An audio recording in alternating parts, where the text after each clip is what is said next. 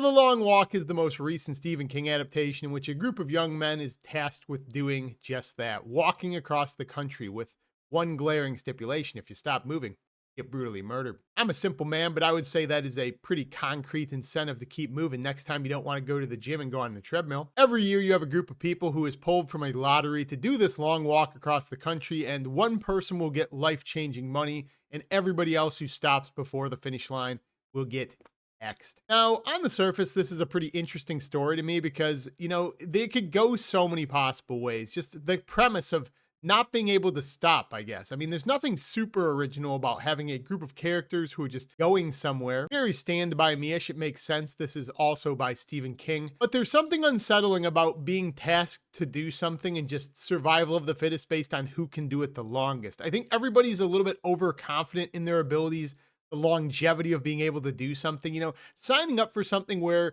the last person makes a large sum of money. Usually it's skill based or there's some metric that you could exceed at that makes you win this. This is just pure willpower, maybe even coincidence. You could cramp up, you could get sick. You have no idea why you would have to stop walking. So there was something highly unsettling to me about the premise that this movie is exploring, where you just take a bunch of people and say, all right, get going. Last one of you guys wins. Very Hunger Games-ish as well, again, mixed with Stand By Me. That's kind of how I would describe this movie, both in the context of the movie and tonally. I was pretty interested in seeing this film. I think when they teased it, it was compelling enough, but I am somebody overall who's just kind of over Stephen King. The guy just kind of needs to disappear. Every day, apparently, the guy writes a new book that needs to be adapted. I don't even understand how it's possible. Apparently, this guy has written everything. The Farmer's Almanac, anything that was ever created, Stephen King apparently had his hands in. We need to do a physical adaptation of all of them, which I don't think most of his movies age particularly well. And I don't know if it's because of the time he wrote his novels or if it's just the things he's writing don't really age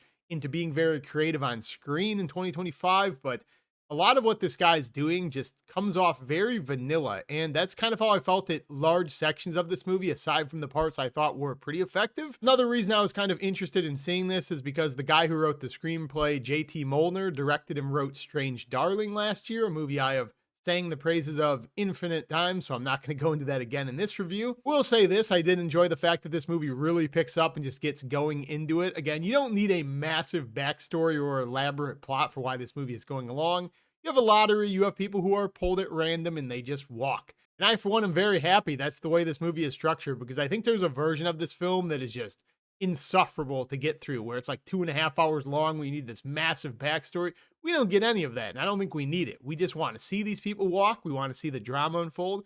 We want to see people get killed, which they do in very brutal ways. The selling point of this movie, I think, if you are a fan of Stephen King stories or adaptations, is his character development. I think there are a couple of characters in this movie and a core group of friends that you either will latch onto and really root for. Again, very Stand By Me-ish coming of age tale, with the dystopian future thrown into the background of you knowing that most of these guys, if not all, are not making it home. A lot of this movie kind of reminded me of Squid Game. You have a camaraderie between these participants, almost as if they're naive to the fact that they are participating in something where most, if not all of them, will not make it out, even though as a watcher of this movie, a bystander, somebody who sees the movie, we understand the rule set. It is very clear. If you stop, you die. It's almost as if these characters forget that. They are forming bonds and friendships and getting to know one another to make this challenge easier, almost as if the power of friendship can overcome circumstance, which we know to not be the case, which I actually really like as a storytelling mechanism. I know it's kind of demented or kind of a downer way of telling a movie, but I like whenever you put a viewer like myself in a moral dilemma of,